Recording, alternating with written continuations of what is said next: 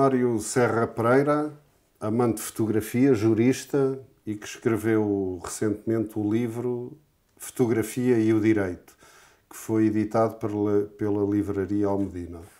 Boa tarde, Mário. Olá. Bem-vindo ao podcast Gosti e vamos falar sobre estas questões que colocam sempre alguns problemas. Todas as pessoas têm algo a dizer, muitas vezes não é bem a verdade. Vamos falar um bocado sobre as questões da fotografia e do direito. Primeiro, como amante da fotografia, vamos perceber de onde é que vem esse interesse pela fotografia, como é que isso começou. Não sei explicar bem como é que começou. Sei que desde que me conheço que uso uma câmara fotográfica e, portanto,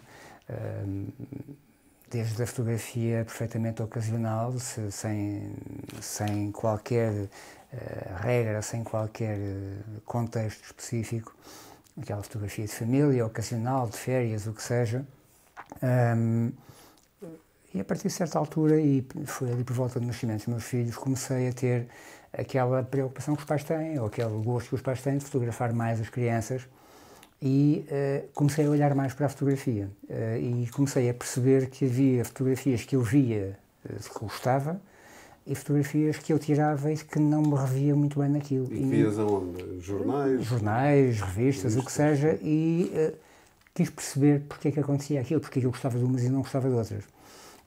E de facto comecei a perceber que havia regras, que havia questões que acabam por ser relativamente simples de colocar em prática naquilo que é a composição fotográfica. E fui explorando esse caminho. Fui vendo os mestres, fui vendo quem sabe fazer fotografia. Quem eram os mestres? Eu não tenho propriamente ideias de mestres. Mas na altura, retive na altura, porque o que se fazia era a fotografia das férias e tal, a paisagem. O Ansel Adams é incontornável. Sim. E eu ficava fascinado a olhar para aquelas imagens fabulosas. Lembro-me que fui aos Estados Unidos numa ocasião e foi o cabo dos trabalhos para eu trazer de lá uma fotografia que comprei dele, porque era de uma dimensão considerável, era um pacote fora de volume, teve que vir enrolada de uma forma especial e aquilo foi uma confusão para trazer, ainda hoje tenho. Mas de facto, enfim, é o Ansel Adams, e depois comecei a perceber que não era bem aquilo que eu gostava. Eu gosto de ver fotografias com pessoas, com vida. E qual é que era a imagem? Do Ansel Adams. Era uma daquelas, não sei dizer... Do parque. Sim, exatamente. Okay. Era uma dessa série que ele tirou. Alf Dome, ou que é?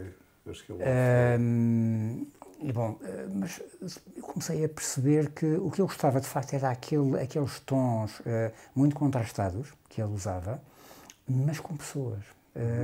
E depois, eu sou um bicho urbano. E como vivo a maior parte do tempo na cidade, embora a minha raiz seja no interior, eu fui aqui criado e é aqui que vivo, e eu comecei a perceber que podia usar a luz que temos, que é fantástica na cidade, para criar a imagem contrastada e colocar a pessoa em perspectiva. A pessoa não necessariamente enquanto pessoa, mas como elemento humano. Sim. Não a pessoa identificável ou concreta. Como elemento da composição. Como elemento da composição. Há alguém que está ali para dar uma escala, para dar uma imagem de vida no meio de uma paisagem urbana, que é aquela que eu tenho à minha disposição. Vou trabalhar, vou para casa e é a paisagem que eu tenho à minha disposição.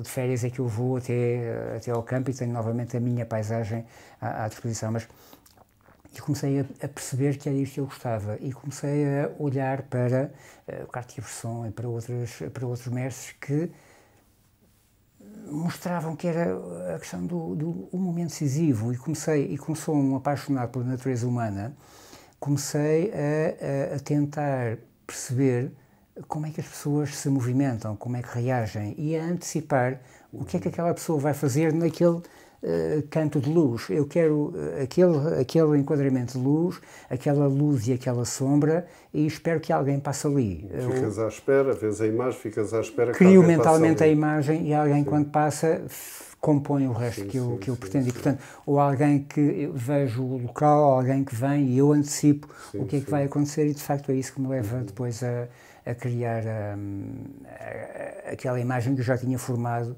Nem sempre resulta, mas é isso que eu procuro. E isso leva-me aqui um bocadinho a sair daquilo que é a minha rotina do dia-a-dia, da minha vida profissional, do meu trabalho, e abstraio-me por completo do que me rodeia, o que é bom, porque acaba por ser uma libertação, é terapêutico, é a motivação para ir trabalhar e é depois a motivação ao sair do trabalho, andar sempre com uma câmera comigo. E depois o que é que fazes com essas imagens? Pões nas redes sociais? Não? Essas imagens eu normalmente deixo passar 1 mês ou 2 antes de voltar a ver. É tudo feito com máquinas digitais? Sim, tudo digital, é difícil hoje em dia para mim, porque enfim, eu fiz formação já há alguns anos em relação analógica e assim, e ainda fiz em casa, mas depois encontrar os produtos, o trabalho que dá é complicado. Não é só pelo custo, mas é o trabalho, encontrar as coisas, etc. E o digital acaba por ser... Mas há aqui um processo de amadurecimento que eu acho importante, é não olhar logo para a fotografia. Eu fiz a fotografia porque achei interessante aquele momento, mas eu só lhe vou dar valor depois, refletidamente, porque se eu olho para ela logo a seguir, vou ter aquele olhar apaixonado do momento que representou para mim, mas que se calhar não é uma fotografia que mereça o interesse. E esse distanciamento acaba por criar aqui alguma seleção. Eu olho para fotografias que rejeito imediatamente, para outras que vou dar um segundo olhar e outras que se calhar rejeitei e que volto a recuperar mais tarde porque encontrei-lhe um interesse diferenciado. Mas faço sempre a edição digital, tento não fazer uma edição muito marcada, basicamente passar a preto e branco, o contraste, a luz. Sempre a preto e branco? Nunca usas a cor? Uso a cor, mas naquilo que partilho, sobretudo no Instagram e assim, o que partilho é mais a preto e branco, porque me permite jogar com mais intensidade com aquilo que eu gosto, que é o contraste acentuado. Marca a diferença entre a luz e a sombra e, portanto, não é o único interesse, mas é o interesse que eu encontro na fotografia. É o jogo de contrastes, de pessoas, de edifícios, tudo muito marcado. E é isso que eu procuro. Okay. E depois é suficiente colocares isso no Instagram? Ficas satisfeito com isso? Eu faço fotografia para mim, em primeiro lugar. Faço fotografia que me dá gozo. E partilho o que me dá gozo. É bem melhor que tomar comprimidos, não é? Exatamente. E, portanto, eu faço fotografia de que gosto e que me faz sentir bem. Se eu encontro quem goste, fico também satisfeito. Alguém gostou também daquilo. Se não gostaram, paciência, a mim deu-me gozo fazer aquilo, deu-me gozo partilhar e mostrar que aquilo me dá gosto. Se eu estou a partilhar é porque eu gosto daquilo que está ali. Procuro dignificar o local, dignificar as pessoas, procuro criar um valor invisível naquilo que estamos a ver. Que leva-nos um bocadinho para a arte, não sei se aquilo que eu faço é arte, mas... Também não te preocupa muito isso, não é? A arte não me preocupa muito que seja uma fotografia artística, mas a arte é muito o valor do invisível. Porque, no fundo, nós estamos a valorizar na fotografia. Não é uma impressão, não é um fecheiro JPEG, não é um conjunto de bits e bytes. Estamos a valorizar algo que não conseguimos tocar. Eu consigo tocar numa imagem impressa, mas essa imagem pode não ter mais valor do que o valor de custo de impressão. Agora, se ela tiver outra coisa que eu não consigo tocar, então isso é arte. E a partir daí já mexe mais comigo e já é um valor diferenciado. Já não é só o custo de impressão, os 5 ou 10 ou 50 euros, ou o valor que tenha custado a imprimir.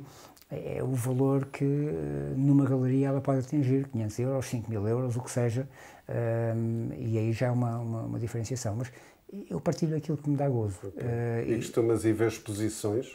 sempre que posso, mas, enfim, agora com mais tempo, já saíram de casa e, portanto, já tenho aqui mais alguma margem de manobra, já me deu para fazer o livro com outra tranquilidade, que era um projeto que já tem quase 20 anos para ser concretizado, mas depois por um motivo ou por outro acaba por não ser concretizado. E onde é que, exposições, onde é que costumas ir? Olho para as agendas culturais das câmaras e vejo o que é que está disponível e vou aparecendo nos locais que mostram coisas interessantes. Agora há uma exposição interessantíssima na narrativa, quero ver se passo por lá, um trabalho de uma fotógrafa chinesa sobre as mulheres na Yakuza, quero ver se passo por lá, mas no fundo é o que vai aparecendo. E quando vou fora, ao estrangeiro, procuro sempre visitar um museu que tenha alguma coisa a ver com a fotografia, para ver se, no fundo, se aprende, se cultiva um pouco mais aquilo que é a minha cultura visual, que no fundo sou um autodidata. Fiz alguma formação, mas enfim, não fiz uma formação extensiva, um curso profissional, mas muita da nossa cultura visual vem de ver quem sabe fazer e quem é reconhecido. Porque é que a fotografia de um autor reconhecido tem valor acrescentado e porque é que a fotografia do Mário Pereira não tem esse valor? Bem, é porque o Mário Pereira se calhar não tem aquela abordagem, aquela técnica, aquela estética, aquela ideia que consegue transmitir com a fotografia. E isso faz a diferença. E não é tanto o imitar os mestres, mas é tentar perceber o que é que aquele mestre fez e como é que fez para chegar lá.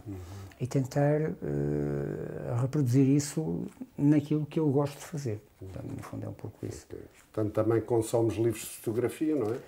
Sim, vou comprando. Enfim, agora menos, porque o mercado fotográfico, de livro fotográfico, também não é assim uma coisa muito grande e é caro e, portanto, é relativo, e a fotografia hoje é massivamente online e, portanto, é muito por aí, mas também é preciso encontrar os locais selecionados e sim, também ir vendo E aí há muita coisa para ir ver. Sim, é verdade.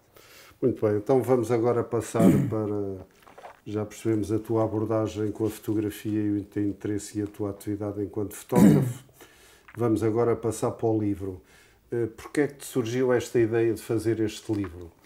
Esse livro, eu há 20 e tal anos, mandei um mail para o IPF, Instituto Português de Fotografia, e respondeu-me na altura o Dr. Moraes Sarmento. E eu dizia-lhe, já com este gosto de fotografia e conciliando com a minha atividade profissional, que eu gostaria de trocar impressões com ele para fazer uma palestra sobre o assunto, um workshop, E ele respondeu muito rapidamente e convidou-me para falarmos e trocámos algumas impressões e fizemos um workshop. E ele foi engraçado porque na altura não havia, ainda hoje não há muita oferta nesta área, mas na altura não havia, ou pouco se falava mais a sério destas matérias, e tivemos casa cheia no IPF. Eles mandaram uns mails para a mailing list que tinham na altura, e a casa estava cheia, e de repente éramos para estar ali 1 hora à conversa, e tivemos lá 3 horas à conversa, porque as pessoas vão fazendo perguntas e criou-se uma dinâmica muito engraçada, e é com muito sentimento que eu falo dele, porque criou-se ali uma cumplicidade muito engraçada entre nós, e ele lançou-me o desafio de escrever umas coisas. E eu fui publicando uns artigos no IPF e às tantas. No boletim que eles tinham? No boletim e depois na página que eles tinham online e assim, e fui publicando lá umas coisas. Ele depois desafiou-me para dar umas aulas, fazer uma espécie de um workshop complementar ao curso profissional. E aquilo ganhou uma dinâmica engraçada e hoje a disciplina de Fotografia e Direito faz parte do programa, do currículo do curso de Fotografia do IPF. Formalmente, que eu tenha conhecimento, é o único curso em Portugal que tem esta cadeira na formação, nem no ensino superior, o que me causa grande estranheza, porque aquilo que eu, enfim, conheço e dos currículos que vejo das licenciaturas em fotografia ou na área da arte, não há uma cadeira de direito para a fotografia ou de direito para aquelas artes. E é uma falha, uma lacuna que eu penso que é importantíssima, porque um aluno de uma licenciatura em Direito precisa ter formação em marketing pessoal, em marketing de trabalho, etc., e têm alguns essa valência, mas depois esta relação contratual, como fazer um contrato, o que é que deve ser um contrato, que preocupações é que devem ter, o que é que devem, que direitos e deveres é que têm, em geral, enquanto profissionais da área, não têm. E essa formação, sem qualquer desprimor, obviamente, essa formação é dada casuisticamente por professores nas várias disciplinas, a propósito de situações concretas. Pois, na fotografia de retrato, o professor diz, há aqui umas limitações ao direito de imagem e tal, na arquitetura, bom, há aqui umas limitações, bom, mas não há uma abordagem integrada e sistematizada. Em Portugal nunca há problemas, nunca se colocam problemas de direitos e desavenças, ou há? Há muitos problemas, mas os portugueses têm muito aquela lógica de... Depois resolve-se isto, somos todas pessoas de bem, isto resolve-se. E a verdade é que isso acontece. A verdade é que acontece. Até porque no direito há um ditado que tem de facto muita razão de ser, que é mais vale um mau acordo do que uma boa demanda, ou seja, mais vale fazer um mau acordo do que ganhar em tribunal, mas com um custo que depois acaba por suplantar a vantagem. Sim. E portanto, se eu fizer um acordo que não é maravilhoso, mas que me dá alguma compensação, em vez de ir para o tribunal e gastar o meu dinheiro todo em honorários de advogado e numa indenização que depois não vou ver, acaba por ser muitas vezes essa solução que é encontrada. E, portanto, não estamos a falar de violações de direitos em geral que envolvam pedidos de indenização ou sanções penais muito significativas e, portanto, quando há um crime fotográfico, digamos assim, estamos a falar de molduras penais de 1 ano, 3 anos, enfim, coisas que não têm um significado muito relevante, que em geral depende da apresentação de queixa e, portanto, há um acordo entre o fotógrafo e a pessoa lesada ou quanto à não apresentação de queixa quando se trata de um crime ou no estabelecimento de um acordo compensatório quando se trata de um pedido de indenização e as coisas tipicamente não passam daí ou morrem na primeira instância. São poucas as decisões judiciais nos tribunais superiores, e são essas que são conhecidas, em termos de bases de dados do Ministério da Justiça, poucas aquelas que envolvem verdadeiramente questões significativas. Mas, por um lado, ainda bem que são poucas, porque aquelas poucas que aparecem são exemplares para uma série de matérias e há algumas decisões muito interessantes. Fazem escola, por assim dizer, não? Embora o nosso direito, digamos assim, não haja, como no direito americano, a questão do precedente, mas quando um tribunal superior se pronuncia num determinado sentido, enfim, em princípio aquela leitura é adequada e pode, embora não vincule a decisão seguinte, pode muito bem ser aproveitada para fundamentar outro tipo de ações semelhantes. Não é? E além dos tribunais, que outras instituições é que se podem dirimir estes problemas de direito? Nós em Portugal temos a Inspeção de Atividades Culturais, que tem um papel muito importante nesta matéria. A apresentação de denúncia ou de queixa à inspeção, através na página deles, eles têm um endereço... Isso é do Ministério da Cultura? Exatamente. Eles têm um endereço para onde é possível fazer a apresentação da denúncia, envia-se para lá a informação, enfim, nos termos em que eles pedem que seja enviada, com a documentação de prova, etc. Eu tenho uma fotografia que foi indevidamente utilizada por uma editora, por um jornal, o que seja, e a inspeção pode ter uma intervenção nessa matéria, aplicando coimas, bloqueando a continuação da venda, etc. Depois temos outros mecanismos de defesa, que são as sociedades gestoras de direitos de autor, como por exemplo a SPA e outras, mas essas no fundo são organismos de defesa de direitos de autor e de gestão dos direitos patrimoniais de autor e de defesa dos direitos morais também, quando isso esteja em causa. Não podem avançar com ações judiciais em representação dos seus associados, mas o facto de eu registar um trabalho meu numa entidade dessas não me dá um direito acrescido.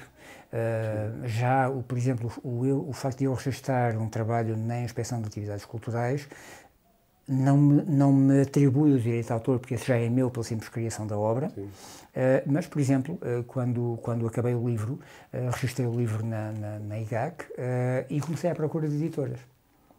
Eu fiz esse passo prévio, ou seja, quando eu começo a mandar o livro para editoras, o manuscrito, eu já tinha o direito de autor antes. Agora, eu não sei onde é que aquilo vai parar. E, de repente, pode haver uma má utilização. Eu posso não ter o sucesso que pretendia com a publicação do livro, pode não haver nenhuma editora interessada, e, algum tempo mais tarde, eu posso ver aquele livro utilizado de alguma forma. Como é que eu vou provar que, efetivamente, eu consigo provar se tiver tido o cuidado de documentar toda a minha informação e mostrar os fecheiros originais, o manuscrito, etc. O manuscrito, enfim, que hoje já não há manuscrito, mas o fecheiro original. Consigo provar isso. Mas se eu tiver o meu trabalho criativo registado na inspeção, há uma prova adicional, digamos que é um elemento probatório muito relevante a meu favor enquanto autor. Bom, eu diria que a seguir aos tribunais a inspeção tem um papel muito relevante nesta matéria. Esse papel nem existe. Está devidamente documentado no livro. Pois, o livro também aborda a vária legislação que há em Portugal sobre estas questões. Não é? Mas, pronto, também ali um bocado na diagonal e não me apercebi desse. Então vamos agora aqui começar pelas questões da obra fotográfica ou da fotografia. A titularidade da obra é sempre do fotógrafo ou não? Em geral é, mas poderá haver circunstâncias em que não seja bem assim. Tipicamente, quando o fotógrafo concebe um trabalho, esse trabalho concebe de raiz, o cria e o coloca publicamente visível. A titularidade do direito de autor é sua a partir do momento em que ele é devidamente exteriorizado. Aliás, a lei o que diz é a criação intelectual exteriorizada, ou seja, em primeiro lugar tem que haver aquilo que possa ser qualificado como uma criação intelectual, ou seja, tem que haver um trabalho que não seja um mero registro, e um mero registro é, por exemplo, eu ter um equipamento fotográfico a disparar em automático.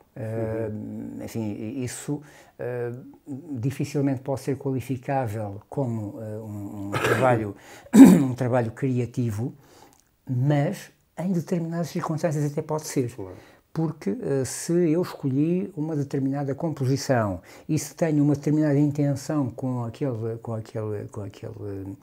resultado final, eu no limite posso conseguir provar que aquilo é um trabalho criativo. Mas à partida, se eu faço uma fotografia acidental, se me desequilibro e disparo, a fotografia sai tremida, isso é propositado ou foi acidental? Se é acidental, não tem valor. Agora, se eu uso o desfoque não tem valor, mas a titularidade é do fotógrafo. É sempre do fotógrafo. Agora, eu posso... E a inteligência artificial, as imagens criadas por inteligência artificial? Isso é uma discussão muito complicada. Ainda não está. Isso é uma discussão muito complicada. E não está no ar.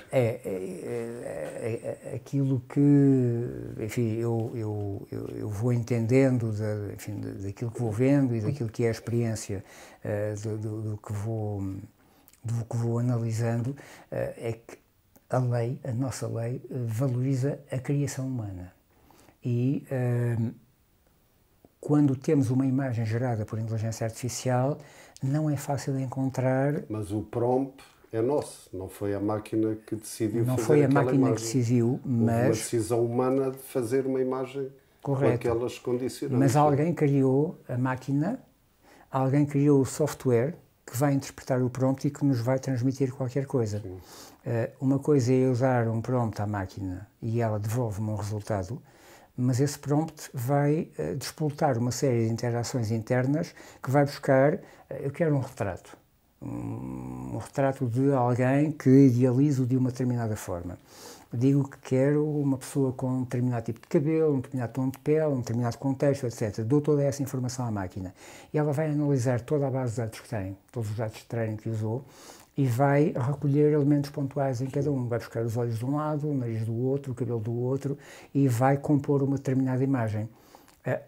há aqui um pedido meu para a criação de um resultado final, mas os elementos que compõem o resultado final não são meus, são de alguém que a máquina se apropriou dessa informação e recompôs, porque a máquina basicamente recompõe a informação, seja gerando texto, seja gerando imagens, a máquina recompõe informação. Água em movimento, a máquina vai buscar todas as imagens de água em movimento que tem para me dar aquilo que quero.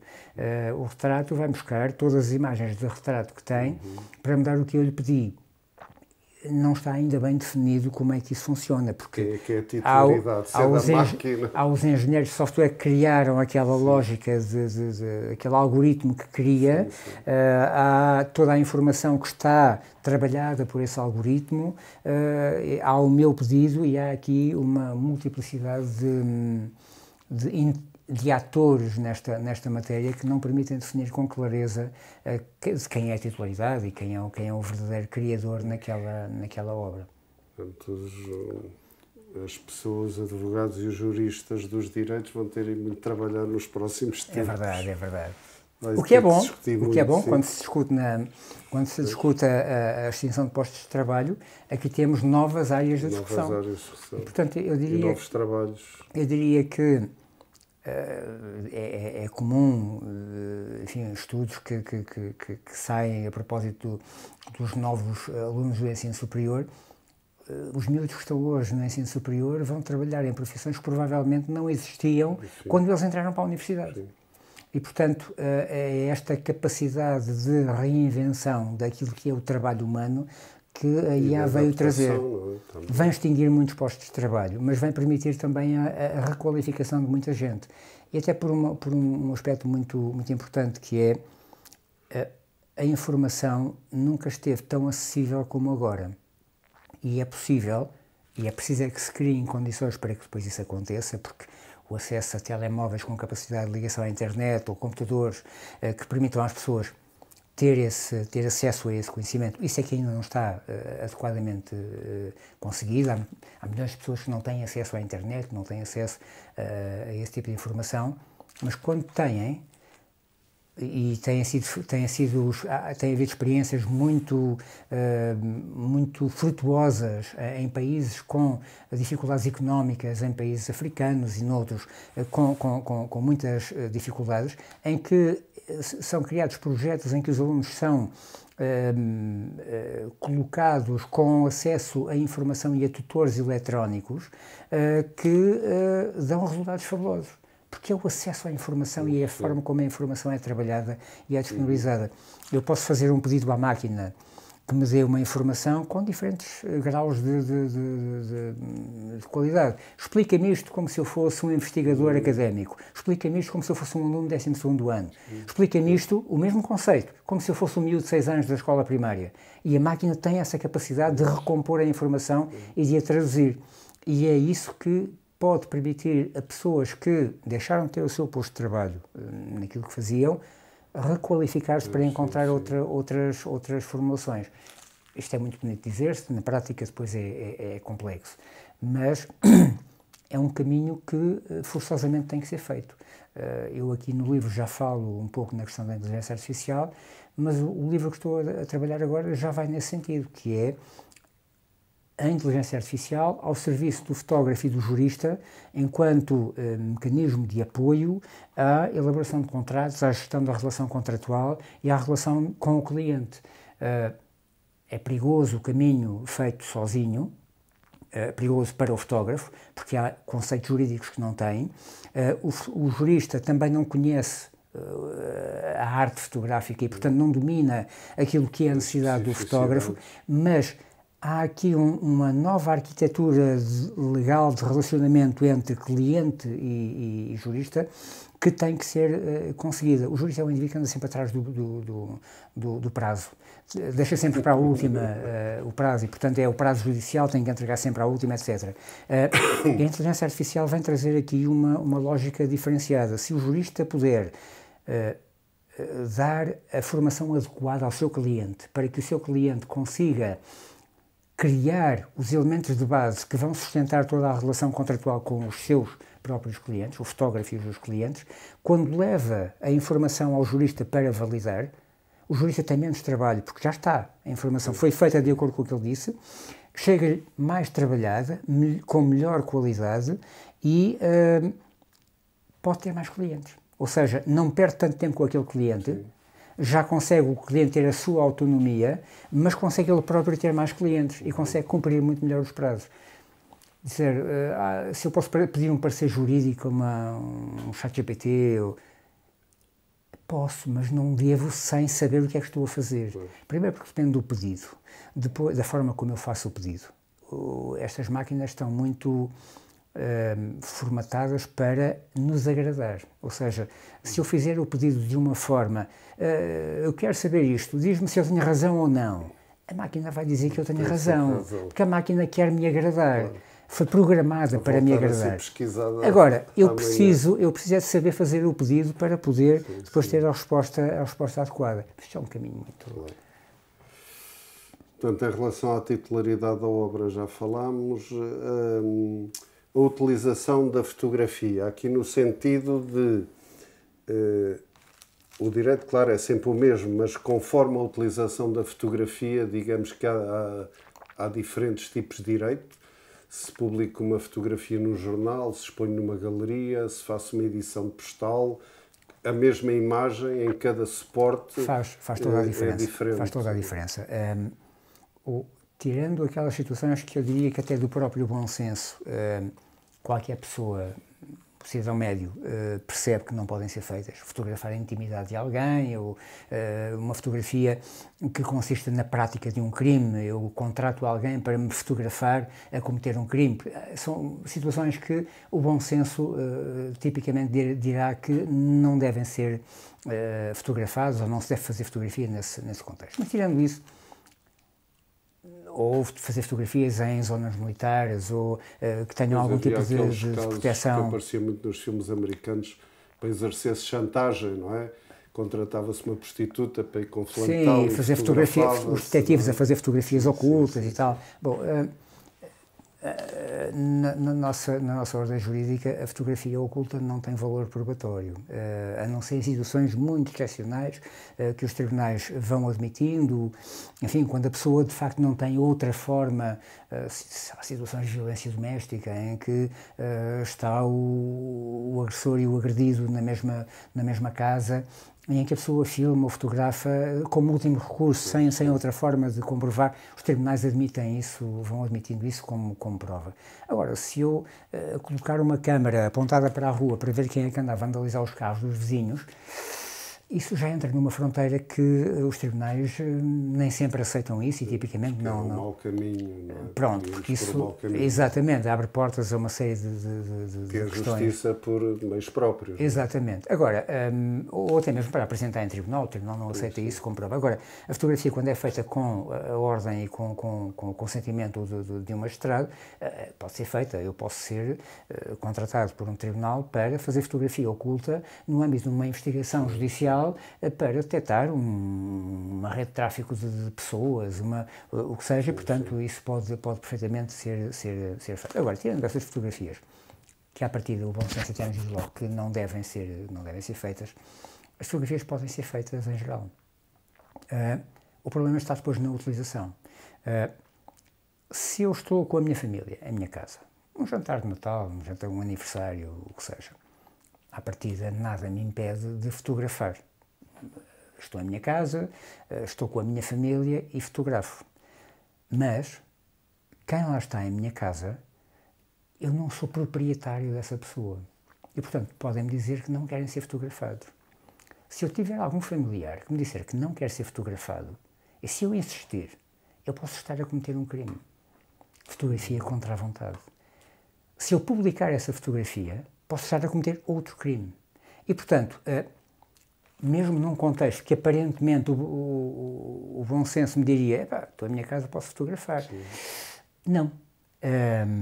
Se eu fiz se não for uma pessoa, for um objeto de uma pessoa, mesmo que ela também não permita. Um objeto. Sei lá, se a pessoa tem um animal de estimação, se tem uma pulseira, um relógio, o que seja, estou a falar da propriedade de alguém e essa pessoa pode opor-se a que eu use a sua propriedade para a finalidade que eu entender. Porquê? Porque estamos aqui com dois direitos em conflito, não é? Perdão, é o meu direito a fotografar e é o direito da pessoa a não ser fotografada ou a não permitir que a sua propriedade seja fotografada. Bom, mas vamos que não há nenhuma oposição no momento. Eu faço a fotografia e publico numa rede social de elementos da minha família. Alguém vê, um cunhado, um irmão, vê a fotografia num Facebook e diz, pá, não quero estar no Facebook, eu não tenho conta no Facebook, só porque está lá, retira a fotografia. A partir desse momento, se eu não retirar a fotografia, eu estou a cometer um crime novamente. Ou seja, estou a usar, não estou a fotografar contra a vontade, estou a usar contra a vontade. E, portanto, não é forçosamente o ato de fotografar, é o ato de publicar. E até uma fotografia perfeitamente banal. Eu fotografo na rua, estou no Rossio e fotografo o movimento das pessoas e de repente há, naqueles túneis de vento do metro, há uma senhora que passa, há uma saia que levanta e eu não me apercebo e a intimidade dela fica exposta. Eu não me apercebi e quando vejo essa fotografia em casa, eu devo apagar essa fotografia.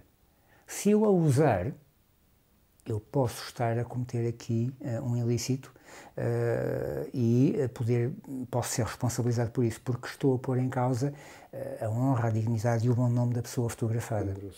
Mas só se a saia se levantar. Não necessariamente, não necessariamente. Se for uma mini-saia também.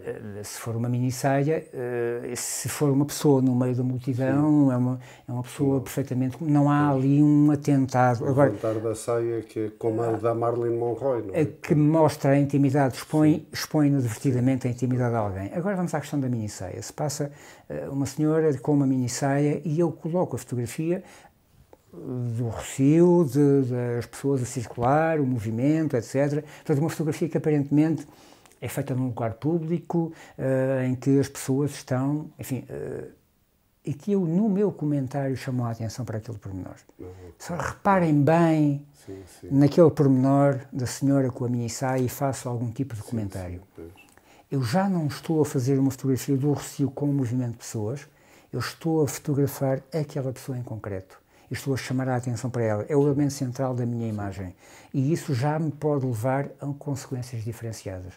Se eu fizer comentários apreciativos, negativos ou de outra natureza, eu posso ter problemas, porque posso estar a pôr em causa, como me impõe o artigo 79, número 3 do Código Civil, a propósito do direito à imagem, eu não posso usar a fotografia feita num lugar público se com isso puser em causa a honra, a dignidade ou o bom nome da pessoa fotografada. E, portanto, eu tenho que ter muito cuidado, sobretudo na utilização. Não é propriamente o não poder fotografar, exponho a intimidade de alguém e foi inadvertido, eu devo apagar a fotografia, não devo utilizá-la. Desculpa interromper. Isso acontece só no espaço público, se for, por exemplo, num café ou num restaurante, tiras uma fotografia de um restaurante ou de um café, estão pessoas sentadas e aparecem. Aí eu já tenho outras variáveis. Tenho outras variáveis diferente de ser no interior ou no exterior. Tenho outras variáveis que incluem, inclusivamente, logo à partida, a própria autorização do dono do espaço, ou do gestor do espaço. Porque o dono do restaurante ou do café pode não permitir que eu faça fotografias lá dentro. Mas fotografo pessoas. Que pessoas são essas? São clientes? Que utilização é que eu vou fazer? São só clientes? E se eu vou fazer uma utilização... Se tenho a autorização do proprietário do espaço, eu posso lá fotografar dentro. Se eu estou a fotografar clientes e se vou fazer uma utilização não comercial, digamos assim, e se de alguma forma estiver incluída numa das exceções do artigo 79 do número 2 do Código Civil, eu posso razoavelmente fazer essa utilização. Vida num café. Cenas da vida urbana, cafés de Lisboa, procuro dignificar as pessoas que estão em presença, o ambiente divertido, o ambiente noturno, o ambiente diurno, o que seja, sei lá, faço um acordo com o proprietário de um café para fotografar os diferentes tipos de clientes ao longo do dia. Quem é que vai de manhã, quem é que vai durante a manhã, à tarde, à noite, e tenho um projeto para fotografar aquele espaço a diferentes espaços, a diferentes tempos do dia. Se o meu objetivo é dignificar as pessoas que ali aparecem, há aqui uma potencialidade de legitimidade de utilização razoável. Agora, se eu fotografo as pessoas sem cuidado na utilização, se permito que possa haver leituras equívocas, porque alguém está numa pose mais, com um copo a mais, com uma expressão mais desagradável a comer, exatamente. Ora, comer um bolo, exatamente, e portanto eu posso estar já num campo que me limita a utilização da fotografia. E nesse caso, é obrigatório ter a data, o dia em que a fotografia foi feita ou não? Isso não é importante? Vamos lá, poderá depender da circunstância, enfim, aí só mesmo tendo em conta o que é que se pretendeu fazer e se a data pode ser relevante ou não, porque eu posso fazer uma fotografia... Os americanos nos documentos, naquelas agências de fotografia, tudo o que é, digamos que documento, que não é arte, e que tem pessoas, é obrigatório o dia, a colocação do dia. Enfim, isso aí eventualmente... Chamada imagem editorial, não é? Sim, isso para esse tipo de efeito poderá ter importância, porque, enfim, se houver... há uma exposição fabulosa do Centro Português de Fotografia, que é o Murmúrios do Tempo. É uma exposição que eles têm, de vez em quando repõem, e que pode ser itinerante pelo país em determinadas condições. E representam pessoas... O Centro Português de Fotografia está hoje instalado naquilo que era o antigo Tribunal de Cadeia da Relação do Porto, onde esteve preso, por exemplo, o Camilo Castelo Branco, e eles fotografavam quem era preso, aquela fotografia típica da pessoa que é presa, aquela fotografia de frente, de lado, enfim. É difícil encontrar os herdeiros dessas pessoas, já morreram há muitos anos, e essa fotografia venceu, digamos, o tempo e, portanto, pode ser utilizada sem necessidade de consentimento porque é um documento histórico já neste momento, mas, e para isso se calhar a datação pode ser relevante, para perceber a partir de que momento é que a fotografia pode ter um determinado tipo de utilização, e para o fotógrafo é sempre importante que isso aconteça, para a defesa da sua posição, para a contextualização, para o que seja, mas, enfim, hoje em dia com o EXIF é muito fácil isso acontecer, mas, sei lá, se eu pegar numa fotografia com EXIF, carrego no Facebook, se a fizer download a seguir, já não tem EXIF nenhum, portanto, é importante guardar o ficheiro original, portanto, aqui o algoritmo do Facebook limpa imediatamente, limpa toda a informação e até reformata a imagem, não é a mesma imagem que é carregada. Portanto, há aqui questões que, enfim... Ok. E... a diferença entre direitos morais e patrimoniais é importante na fotografia, não é importante? É muito importante e o facto de haver direitos morais pode ser uma salvaguarda muito relevante para o fotógrafo. O direito patrimonial existe a par do direito moral, começando até pela criação intelectual. O que o Código prevê para que uma obra seja qualificável como artística é uma criação intelectual devidamente exteriorizada. Há mais um requisito, mas para este efeito tem que haver uma criação intelectual, tem que estar exteriorizada, tem que estar visível. Portanto, um negativo não revelado não é uma fotografia exteriorizada. Um RAW que seja corrompido não é uma fotografia exteriorizada. Mas a partir do momento em que eu concebo uma determinada composição, que vejo a imagem, ela goza de proteção. E o meu direito patrimonial e o meu direito moral de autor são válidos a partir desse momento. Não preciso fazer qualquer registro, posso vir a registar na Inspeção de Atividades Culturais, é o único registro verdadeiramente relevante do ponto de vista da lei, mas não preciso sequer de o fazer. Agora, eu posso alienar o meu direito patrimonial de autor. Ou seja, eu posso combinar com alguém que cedo integralmente o meu direito patrimonial de autor. E para o fazer, a lei exige-me a celebração de uma escritura pública, o que é curioso porque... Tem que ser registado. Tem que ser registado. Eu posso comprar um carro e não preciso fazer uma escritura pública, compro uma casa e faço uma escritura pública. Se eu quiser vender o meu direito patrimonial de autor, aliená-lo definitivamente, eu tenho que fazer uma escritura pública. No caso da fotografia, há aqui umas variações que são umas peculiaridades, que eu já posso falar nisso, que não dispensam a escritura pública, mas que são uma preocupação que o fotógrafo deve ter em mente. Mas eu posso alienar o meu direito patrimonial e, a partir daí, fico apenas com o direito moral. Ou seja, alguém que vai rentabilizar o meu trabalho por sua conta. Compensa-me da forma que eu entender que é adequada e depois fará o lucro que entender com o trabalho. E a proteção que a lei lhe dá é 70 anos após a minha morte, que é após a morte do criador intelectual. O direito moral de autor... A proteção a quem comprou. A quem comprou. Portanto, e o direito do autor, do fotógrafo, o direito moral não tem mais... O direito moral é imprescritível. É imprescritível sim, e irrenunciável. Economicamente não vai ter mais rendimento. Não, porque o direito patrimonial é que foi embora. Agora, se eu tiver 20 anos, faço uma fotografia genial, alguém me compra a totalidade do direito patrimonial, eu cedo integralmente esse meu direito, morro aos 80 anos, a proteção de quem comprou o meu trabalho é toda a minha vida e 70 anos após a morte do criador. Portanto, é uma proteção muito, muito alargada. Após esse período cai no domínio público. Mas eu deixei de ter o direito de rentabilizar o meu trabalho economicamente. No entanto, eu tenho o direito de, por via do direito moral, de proteger o meu trabalho e dizer que o meu trabalho é, vou usar aqui esta imagem, o meu trabalho é neste formato. Não é neste. Não é um quadrado. Se o meu trabalho vier a ser exposto de uma forma que eu entendo que não é a minha obra, que a minha obra é assim, não é assim, que não é um quadrado, que é um retângulo nesta forma e não noutra, eu tenho o direito de avançar com uma ação judicial para que a verdade, no limite, avançar com uma ação judicial, para que a minha obra seja reposta e até para que seja eliminada.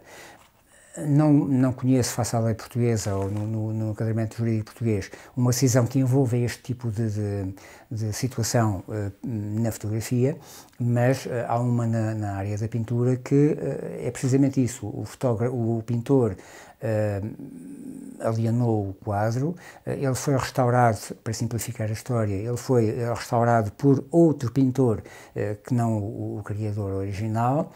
Quando o pintor original viu o trabalho, não se reconheceu naquele trabalho e, por ordem de tribunal, o quadro foi destruído. Portanto, não tinha ele já o direito patrimonial, mas tinha o direito moral de garantir a genuinidade e a integridade da obra. Mas isso pode acontecer com a fotografia também, porque a lógica é de proteção do bom nome do criador intelectual. E, sempre que possível, o nome, ainda que eu venda, que eu ceda a totalidade do meu direito patrimonial, o nome do fotógrafo deve acompanhar sempre a obra. Esta fotografia, não é do Mário Pereira, mas se fosse, teria, sempre que fosse publicada ou divulgada, deveria ser mencionada como do criador, porque uma coisa é o titular do direito patrimonial, outra coisa é o autor. O criador intelectual tem direito a uma compensação extraordinária se houver uma utilização além daquela que é prevista inicialmente. Poderemos ter por aí algum caminho que possa ser feito. Por exemplo, um particular compra uma fotografia, não é, numa galeria e um ano depois, ou 2, ou um mês depois, decide fazer postais dessa fotografia. Pode? Se comprar o direito patrimonial do autor. Tem que fazer uma escritura pública da compra. Mas isso tem que... Uma coisa... Se eu fizer uma fotografia e a expuser numa galeria e ela for lá vendida, eu não estou a vender o meu direito de autor, nem o vendi, passa a expressão imprópria aqui, não cedi a titularidade do meu direito de autor à galeria, nem cedi ao comprador da fotografia. Eu cedi uma impressão para ser vendida por um valor e quem comprou tem direito a ter essa imagem nessa forma. E tem direito, eventualmente, à cópia privada, por exemplo, para ter exposta uma cópia e ter o original guardado por uma questão de proteção. Mas é a cópia privada. Não tem direito a fazer postais ou a vender. Agora, se eu vender através de uma galeria ou diretamente, mas posso ser, por exemplo, através de uma galeria, ponho o trabalho em exposição na galeria, e quem compra aquele trabalho na galeria, a seguir fazemos um acordo de cedência definitiva do meu direito de autor. Aí sim tem direito a ter aquele trabalho ali e depois a rentabilizá-lo da maneira que entender. Agora também é verdade que a arte não só é a valorização do invisível, mas como também a valorização da raridade.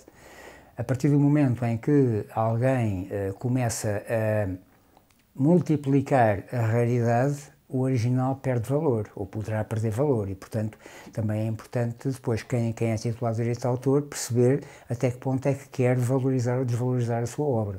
Pronto, mas isso aí já depende do tipo de utilização. Se tiver uma impressão específica com uma determinada dimensão e se depois vender postais, se calhar não estou a desvalorizar a obra original. Agora, se eu fizer réplicas em tamanho diferenciado, bom, eu já posso estar a desvalorizar o meu original, mas isso já depende da lógica do titular de direito de autor, não é? Tudo tem uma estratégia, aí o mercado tem estratégias para tudo, não é? Claro. Há uns anos, alguns, penso que era europeu, já não me lembro quem era um fotógrafo, um autor, e que fazia edições, um número de edições, sei lá, 20 ou 30 para a Europa, 30 ou 40 para os Estados Unidos, mas não sei quantas para a Ásia, portanto só tinha uma estratégia diferente naquele mercado, aquele número de edições limitadas, e isso é que dá valor, isso é que dá valor à arte, porque a partir do momento em que eu começo a multiplicar o meu trabalho original, eu começo a desvalorizá-lo, né? Se toda a gente tem acesso, posso ganhar mais, eventualmente, pode ser uma estratégia, mas o trabalho em si pode acabar por perder valor, mas isso... Sempre a Mona Lisa, quanto mais reproduções existem, mais apetência há para possuir. Pois, exatamente. Há sempre assim os Exatamente. casos. Agora, há aqui uma questão também, por vezes pode acontecer, limitação nos direitos. Se eu faço uma fotografia e fico limitado dos direitos nessa fotografia. Isto acontece por interesse público, por alguma situação que isso possa acontecer? Concretizo um bocadinho melhor. Olha, nesse caso, tirei uma fotografia de um acidente, de uma situação qualquer, e lembro-me há muitos anos, mas pronto, era Portugal, houve um acidente ou um problema qualquer que envolveu a polícia na rua, ia a fotografar e o polícia veio ter comigo. Antigamente, estamos a falar de há 40 anos atrás, tinha muito essa mania de querer o rolo.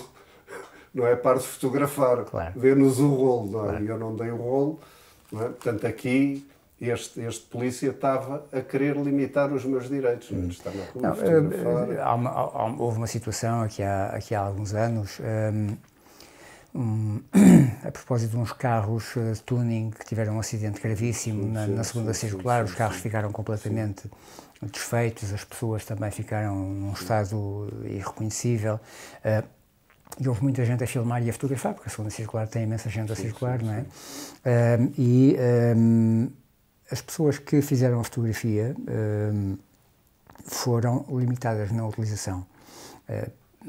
Porque mesmo um fotojornalista não tem o direito de fotografar tudo aquilo que lhe apetece, da forma que lhe apetece. Porque, em primeiro lugar, tem que respeitar a dignidade da pessoa retratada, ou daquilo que foi a pessoa retratada, se morreu alguém. Há aqui limitações à utilização. Eu posso fotografar, mas posso não utilizar. Ou pode não me ser permitida a utilização. Isso é um tipo de utilização que pode ser-me imposta. Sei lá, no âmbito de uma investigação judicial, também, por ordem de um juiz, pode-me ser imposta uma determinada limitação se aquela fotografia puder prejudicar, por exemplo, uma investigação judicial em curso ou algum tipo de situação que, preventivamente, se eu fizer a divulgação daquela imagem, posso prejudicar, enfim, uma investigação que esteja em curso ou outro tipo de situação. Mas, em geral, tem que haver uma intervenção de uma autoridade pública com poderes para o efeito. Por exemplo, no caso Casa Pia, há uns anos, enfim, quando decorria o julgamento, os magistrados que estavam que estavam encarregues do processo, ficaram muito incomodados por haver muito fotógrafo, muito videógrafo a filmar e a fotografar as entradas e saídas do tribunal. E deram ordem à PSP para impedir a captação de imagens à entrada e à saída do tribunal. Isso causou, obviamente, grande agitação nos meios de comunicação social, porque ficavam impedidos de exercer a sua atividade. E, portanto, à partida poderia parecer que há aqui uma ordem de um juiz que determina num determinado sentido.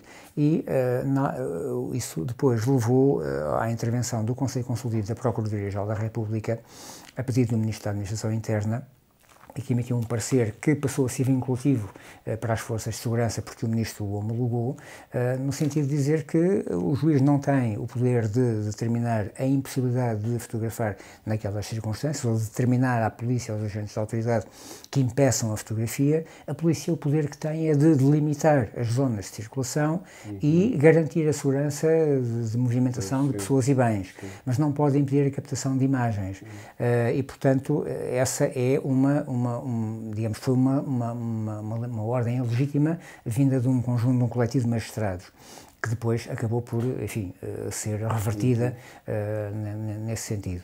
Mas, enfim, poderá haver situações em que haja razões de interesse público ou outras que permitam impor restrições de utilização, mas, em geral, sempre com uma ordem de um magistrado. Okay. Depois há outras questões que são o uso indevido das fotografias, seja pelo próprio, seja por outros. Portanto, isto é a prática diária, não é? Neste mundo digital é muito... Há sempre um caso que eu acho engraçado, que é quando se fala de idosos ou de reformas, a televisão põe sempre aquelas imagens daquelas pessoas com mais idade no jardim da parada a jogar às cartas. Quer dizer, e que se calhar quando falam de jogo de cartas nunca irão buscar essas imagens. Claro. Portanto, isto é uma utilização, para mim, indevida da imagem, porque são assuntos que não têm nada a ver. Há um caso muito curioso que foi resolvido pelo provedor do espectador da RTP. Portanto, lá está, mecanismos curiosos de intervenção. Uma notícia sobre uma burla em Barcelos. E, portanto, enfim, o assunto era noticioso, tinha interesse público, saber que havia burlões em atuação em Barcelos, e a notícia andava à volta disso. E foi filmado um casal que ilustrou a notícia. E o casal apresentou queixa contra a RTP, porque o casal estava em lua de mel. Estavam a passear em Barcelos e foram filmados e foram tidos como os burlões de Barcelos. E, de facto, foi apresentado um pedido de desculpas e as imagens foram retiradas. E, como estes, há vários casos, enfim, não no contexto forçosamente da RTP, mas no contexto da entidade reguladora da comunicação social, há muitas decisões condenatórias de órgãos de comunicação social por utilização abusiva de imagens fora do contexto em que elas devem ser utilizadas. Mesmo no contexto jornalístico, há limitações à utilização da imagem.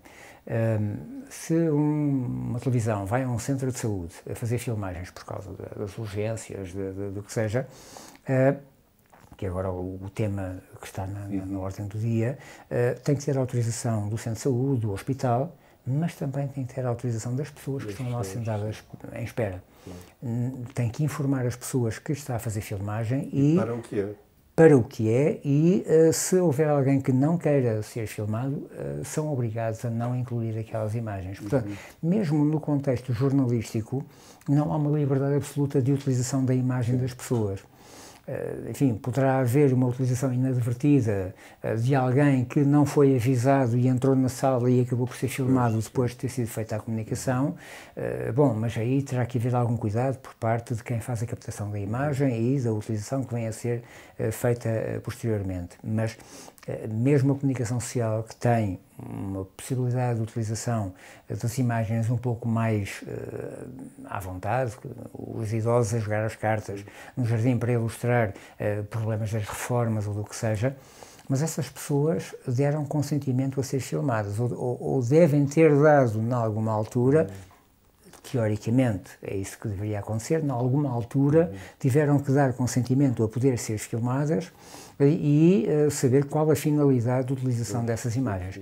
É uma boa prática que as televisões, em princípio, adotam, têm que ter essa informação. Enfim, eu falo na RTP porque fiz um trabalho com a RTP aqui há algum tempo, em que tive conhecimento do modo de operar da RTP nessa matéria. Eles são muito rigorosos na captação da imagem, mas sobretudo depois, na autorização.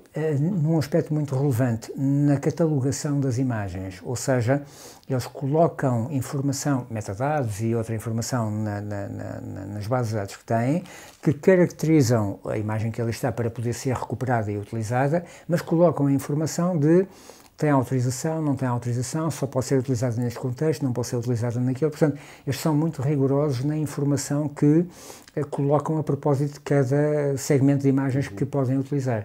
E se as imagens não podem ser utilizadas num contexto, mas podem ser no outro, isso tem que estar lá registado e inequivocamente. E admito que as outras televisões tenham o mesmo procedimento, porque é uma boa prática e é uma forma de respeitar as pessoas também.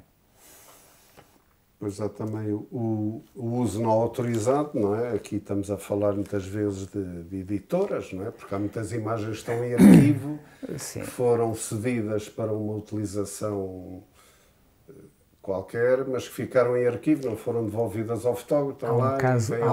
Há um caso judicial muito interessante a propósito de uma revista de Jet Set, enfim, essas revistas de sociedade, que foram convidados para fotografar a nova decoração de uma família conhecida. Sim, eu vi esse caso. E foram e fizeram fotografia e saíram umas páginas com a ilustração do caso. Algum tempo mais tarde há um divórcio na família e a capa da revista é a recuperação de uma dessas imagens e com efeito Photoshop, a rasgar e o título separados. E uma ação judicial contra a revista. Porquê? Porque o contrato que foi feito com a revista foi para fazer a fotografia da nova decoração da casa e apenas naquele contexto. Sim. Aquela fotografia foi utilizada fora do contexto e a revista não a podia utilizar. Ainda que houvesse um interesse jornalístico eventual. Enfim, estas notícias valem o que valem e, portanto, há mercado, as pessoas têm apetência e, portanto, acaba por vender. Mas a revista foi condenada a pagar uma compensação à família. Portanto, e isso há, a propósito do Figo, do Ronaldo, há decisões judiciais muito curiosas de pessoas famosas que avançaram com ações judiciais contra revistas e assim. Há muitas decisões também da entidade reguladora da comunicação social, enfim, se calhar pessoas não tão famosas, digamos assim, mas também condenatórias de meios de comunicação social. E se o uso não for comercial, for uma revista, estou-me a lembrar, por exemplo, a revista Cais, que não, digamos que até tem um valor de ajuda, não é? Quer dizer, uma organização, digamos que beneficência, e se fizerem isso, bem, depende sempre do autor querer... Claro, e colocam sempre questões, enfim, às vezes mais morais do que outras, mas, face à lei, no rigor das coisas, qualquer utilização de uma fotografia de um fotógrafo não é forçosamente crime, mas pode dar lugar a uma indemnização.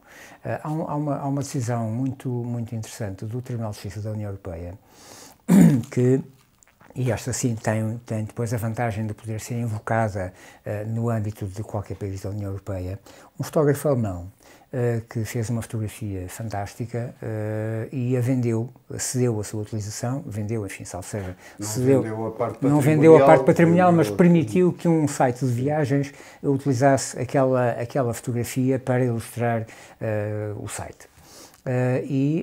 Esta história pode parecer perfeitamente banal. Há uma menina de uma escola secundária alemã que, para um trabalho escolar, foi usar essa fotografia.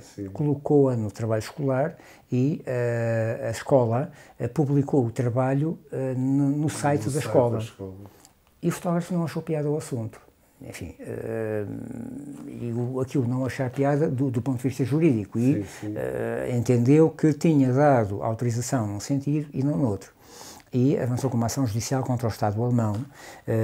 Contra o Estado, contra a escola porque e a rapariga. Contra a escola e o Estado, porque a escola é pública. A escola é pública e, portanto, um pedido de indenização. Uma indenização de 400 euros. Ele pedia 400 euros. E com isto foi ao Tribunal da União Europeia.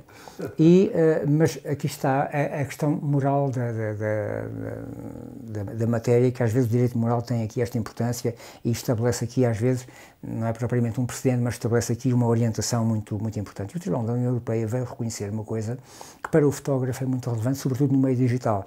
O facto de uma obra, uma fotografia, estar legitimamente exposta num lado e se é utilizada no outro, é apresentada a um público novo. E a apresentação da mesma imagem a um público novo já carece de uma autorização do fotógrafo original.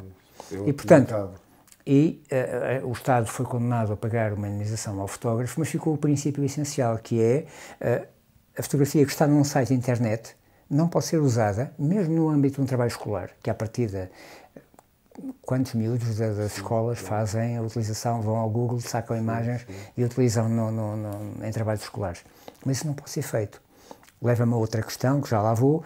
Isso não pode ser feito porquê? Porque, de facto, ao utilizar e ao expor a um novo público, estão a violar o direito patrimonial do autor, estão a mostrar o trabalho de uma forma não remunerada, não reconhecendo o mérito, não reconhecendo patrimonialmente nem moralmente o mérito do criador. Há aqui um trabalho básico que tem vindo a ser feito pelo Ministério da Educação, reconheça-se. Há orientações, nomeadamente ao nível das bibliotecas escolares, etc., que têm uma função de maior difusão de conhecimento no âmbito das escolas, para a necessidade do respeito pelo direito de autor e da referenciação, etc., e para a utilização de imagens livres de direitos de autor. Porque mesmo no Google é possível encontrar imagens, com a pesquisa refinada do Google, é possível encontrar imagens livres de direitos de autor e, portanto, e há sites que têm imagens que, o Unsplash e assim, que podemos recorrer lá e recolher imagens para utilização até comercial, sem qualquer tipo de problema. Mas tem muito a ver com a cultura que se instala numa sociedade e é ao nível da escola que tem que se, de facto, criar este tipo de consciência cívica de respeito pelo trabalho dos outros. Porque o que está na internet não é grátis. O que está na internet eu trabalho a alguém, não é? E se o fotógrafo, o artista, paga as suas contas ao fim do mês com aquele trabalho, não é diferente de um motorista, de um médico que, com o seu trabalho, tem a sua remuneração ao fim do mês. E, portanto, há aqui que ter cuidado e respeito pelo trabalho alheio. Eu ia só voltar atrás a uma questão que me parece muito importante e que não falei há bocado e tinha ficado de falar, tem a ver com a transmissão de direito de autor e de uma particularidade da fotografia que me parece muito relevante, que é quando o fotógrafo vende o negativo ou o ficheiro original. O Código de Direito de Autor fala no negativo, mas na alienação do negativo, mas com a leitura atualizada do código podemos falar em ficheiro original. O direito essencial, o direito patrimonial essencial, que é o direito exclusivo de reproduzir, difundir e pôr à venda, vai com o ficheiro original ou com o negativo, que o fotógrafo perde esse direito exclusivo. Ora, não há aqui o efeito da escritura pública e o fotógrafo tem que ter muito cuidado quando lhe propõem a compra de um negativo. Portanto, é um aspecto que é muito relevante. Isso não acontece se eu vender uma criação intelectual qualquer que não seja a fotografia. Se eu entregar o meu original, eu não estou a alienar o meu direito exclusivo de reproduzir, difundir e pôr à venda. Mas na fotografia isso acontece. E é uma especificidade da fotografia, enfim, como há algumas no Código de Direito de Autor, é uma especificidade da fotografia que decorre, se calhar, da juventude da fotografia como arte, da especificidade da fotografia enquanto forma de criação artística, mas que o fotógrafo tem que estar atento. A fotografia é um meio reprodutível, é para ser reproduzido. Pois, não é? Exatamente. Mas, enfim, tal como era a gravura. Sim, exatamente. Havia um amigo meu, um fotógrafo, ainda é vivo, felizmente, Pedro Mónica, que nos anos 80 fez uma exposição só com obras únicas.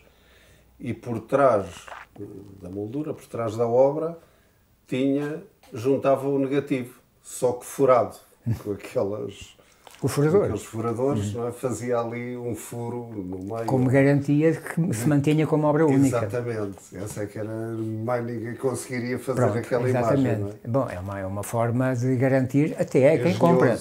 é uma forma de garantir até a quem compra que aquela obra é valorizada. Sim. E, portanto, a partir daquele momento, aquela obra vale por si. Sim. E a valorização que tenha da componente invisível da fotografia, não é?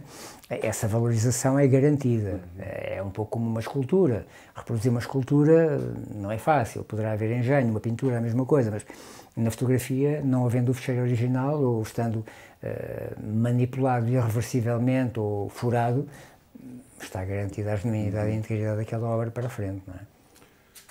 E agora, em relação ao livro, isto saiu em quê? Saiu em março. Março. Saiu em março. E pronto, enfim... Tem corrido bem? Tem corrido bem, já vai na 3ª edição. Está a 3.000 exemplares? Não sei, a Almedina ainda não me mandou... Ainda não. Mandaram... Agora não põe os exemplares na... Sim, mas pronto, agora não sei agora em quantos vai. Ainda não me mandaram a atualização recente, mas está a ter algum interesse e tem curiosidade. Por exemplo, eu sei que em entidades, não vou então agora aqui citar nomes, não é por questões publicitárias, mas enfim, que encomendaram vários exemplares para as aulas e para as bibliotecas. Pronto, e portanto tem tido aqui, porque há muitos cursos profissionais de fotografia em Portugal, há penso que 5 licenciaturas em fotografia, e bom, enfim, isto é... Não digo que seja o único nesta matéria, mas em termos de abrangência de temas e de sintetização da informação, porque este livro não é dirigido a juristas, e essa foi a minha preocupação, e foi também, um pouco, voltando ao início da conversa, o corresponder ao desafio do Moraes Sarmento, que ele dizia com graça criar um vade-mecum para fotógrafos. Um vade-mecum é um repositório... Não me sinto capacitado para criar o tal vade-mecum, mas o difundir a informação, o partilhar esta informação, porque isto resulta muito daquilo que eu fui depois fazendo ao longo destes anos no curso. Ou seja, eu fui recolhendo material, criando documentos para os alunos, recolhendo informação, e às tantas olhei para a informação e disse, mas eu tenho um volume imenso de informação nas mais variadas matérias.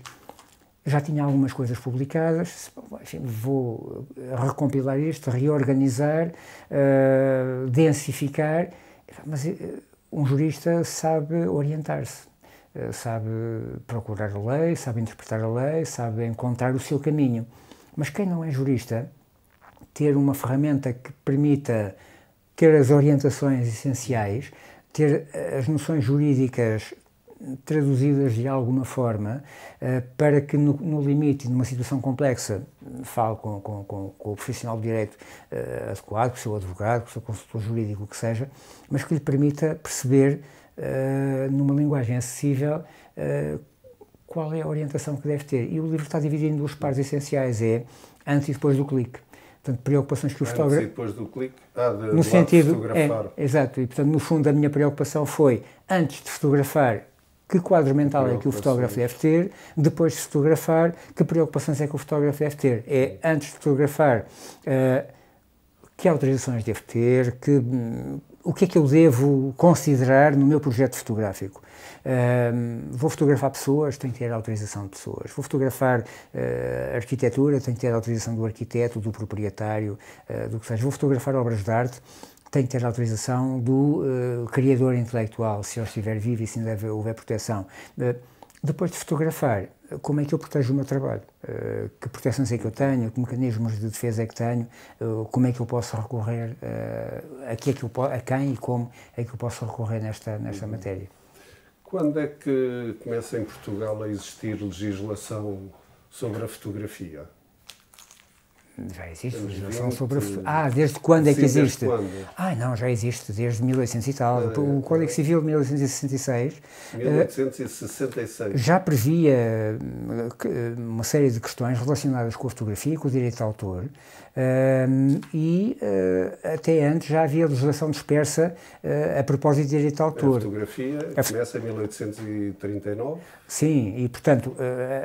Desde que há fotografia, já começou a haver legislação em Portugal nessa matéria e, digamos, a primeira a primeira grande sistematização, se assim se pode dizer, vem com esse Código Civil, porque havia diplomas dispersos e depois o percurso não foi uniforme, enfim, houve ali umas variações na legislação, mas começou a haver uma consagração, uma proteção legal muito cedo.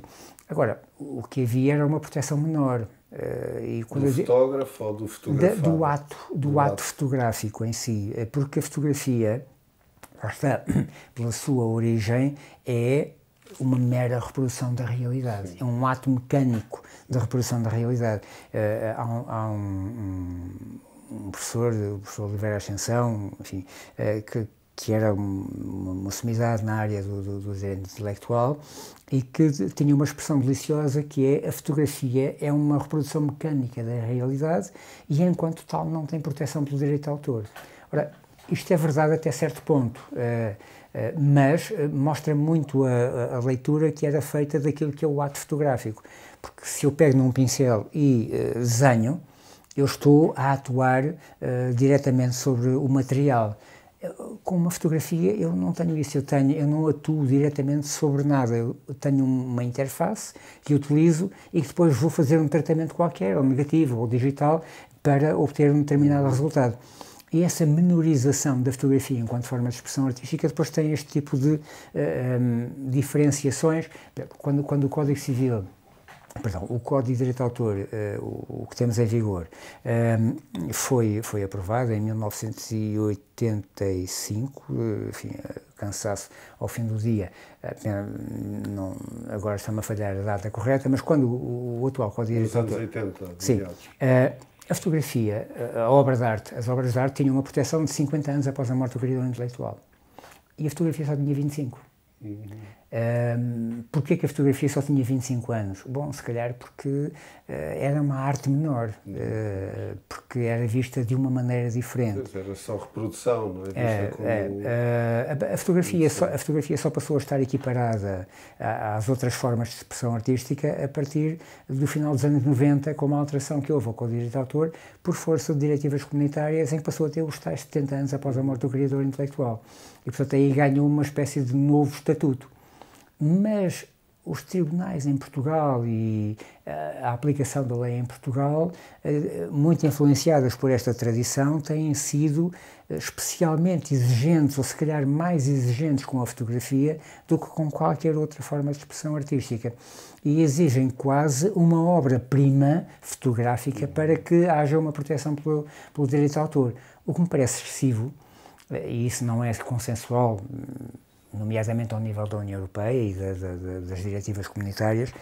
Enfim, as diretivas não são aplicáveis diretamente e, portanto, as diretivas comunitárias sobre a matéria não fazem uma exigência acrescida como é feita na aplicação em Portugal. Exigem apenas uma criação intelectual, o que à partida permitirá que qualquer obra, mesmo que tenha uma expressão mínima de capacidade intelectual do criador, regras básicas de composição, alguma intencionalidade na captação da imagem, teoricamente deveria merecer proteção. Mas não é essa a prática. Enfim, uma obra de arte não tem que ser sempre uma obra-prima, pode ser uma obra menor, pode ser uma obra de menor valia, mas não deixa de ser uma obra, uma criação intelectual. Só que isso nem sempre é valorizado. E então, por exemplo, na fotografia de casamento, a fotografia de casamento é vista como um mero registro, uma reportagem fotográfica. Sim. E isso já não é verdade. Foi durante muitos anos em que as pessoas faziam aquele sacrifício de ficar em pose, e os noivos, coitados, então, ficavam ali 1 hora ou 2 em pose, e o que mudava era os convidados, e o fotógrafo sempre a fazer o registro na mesma base. Hoje em dia já há uma criatividade muito grande associada à fotografia de casamento, e mesmo aquelas fotografias tradicionais com os convidados, etc., já não são, forçosamente, aquela coisa aborrecida do mero registro. E, passando essa fronteira, já têm uma proteção diferenciada. Mas o nosso Ministério Público e os nossos tribunais nem sempre entendem a fotografia, nomeadamente a fotografia de casamento, como uma fotografia merecedora da proteção de direito de autor. É um mero registro, portanto não tem proteção de direito de autor e o fotógrafo tem ali alguma desproteção. Há aqui um caminho ainda a fazer, não só na requalificação ou na qualificação do conhecimento de quem aplica a lei, mas do próprio fotógrafo, porque a valorização da arte fotográfica parte do próprio fotógrafo. Porque, quer dizer, como dizia, enfim, um fotógrafo famoso, as primeiras 10.000 fotografias só para deitar fora, não é? Ou algo assim. Eu tenho que ser o primeiro crítico do meu trabalho. Eu faço 10.000 fotografias e não vou publicar no meu Instagram as 10.000 fotografias, porque a maior parte é lixo e o fotógrafo tem que ser criterioso nesse aspecto. Quando publica alguma coisa, tem que ser algo que valorize o seu trabalho, que valorize a fotografia e assim consiga dignificar aquilo que é a arte fotográfica. E aí ganha-se uma dimensão diferenciada e ganha um estatuto de maioridade e de equiparação direta, vamos lá, integral às outras formas de expressão artística. Há uma outra questão que as pessoas muitas vezes falam e que é sempre bastante confuso, mesmo antigamente, que é, por exemplo, vou fotografar os Jerónimos, não é? Que é um edifício público, um monumento histórico, posso fazer uma edição de postais com essa fotografia que faço? Porque antigamente o arquivo, acho que era o Arquivo Nacional de Fotografia, se alguém queria para uso comercial uma fotografia de um monumento, o arquivo encomendava essa fotografia a um fotógrafo, que eles tinham lá em carteira, para ir fotografar e depois vendiam para essa utilização. Neste momento, enfim, havia a antiga Direção-Geral do Património Cultural, que hoje em dia é Museus e Monumentos de Portugal, EPE. Há uma regulamentação específica em vigor que permite a fotografia numa série de monumentos, é um despacho de 2014, permite a fotografia para uso privado numa série de monumentos, dos que fazem parte daqueles que estão sob o âmbito da gestão pública, que para uso privado não precisa de autorização, a não ser que implique mandar tripés ou coisa que valha. Mas, se houver um interesse comercial associado, já tem que ser pedida uma autorização e eventualmente se paga uma taxa. Porque há uma coisa, o Código de Autor prevê, enfim, aquilo que se designa como liberdade de panorama. Eu posso ir a Belém e, no contexto de Belém, fotografar os Jerónimos e fazer a utilização da fotografia, mas poderá haver uma leitura que me permita individualizar exclusivamente os Jerónimos e tirar partido económico daquela fotografia. E pode ser discutível esse aproveitamento económico da minha parte. Vender postais para turistas é um aproveitamento económico meu de um monumento que é património de todos. Ora, se todos, através dos impostos, contribuímos para a conservação, através de impostos, enfim, e também do pagamento dos ingressos, etc., mas se de uma forma generalizada todos contribuem para a preservação do monumento, a lógica que está por trás desta necessidade de autorização e de algum tipo de compensação é que, se eu vou fazer postais para turistas e se vou ter um benefício económico com aquele monumento, então eu, de alguma forma, também devo contribuir para a preservação do monumento, sem o qual as minhas fotografias, que eu vou vender e com as quais vou ganhar dinheiro, não existiriam. Na prática, isto é difícil de... Nesse caso seria o Ministério Público que iria intentar uma ação... Eventualmente poderá ser.